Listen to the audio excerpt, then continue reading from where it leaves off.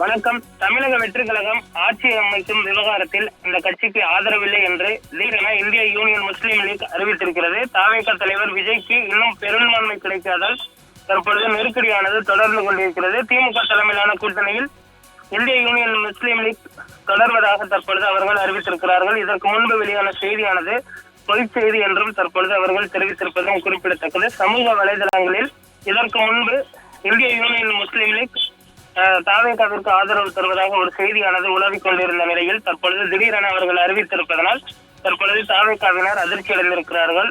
குறிப்பாக விசிகாவும் நாளை காலை தன்னுடைய முடிவை அறிவிப்பார்கள் என எதிர்பார்க்கப்படக்கூடிய நிலையில் தற்பொழுது திடீரென தாவேகாவிற்கு ஆதரவில்லை என்று இந்திய யூனியன் முஸ்லீமுக்கும் அறிவித்திருப்பதும் குறிப்பிடத்தக்கது.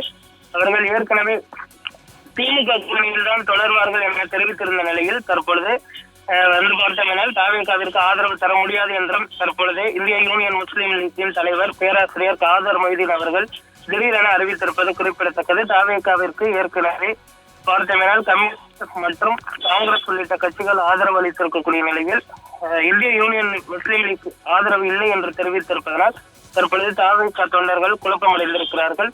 இது தொடர்பாக தாவேகா விரைவில் விளக்கம் அளிக்கும் என எதிர்பார்க்கப்படுகிறது. 3 முறை சென்றும் தற்பொழுது இந்திய யூனியன் முஸ்லீம் லீக் ஆதரவு தர மறுத்துவிட்டது குறிப்பிடத்தக்கது.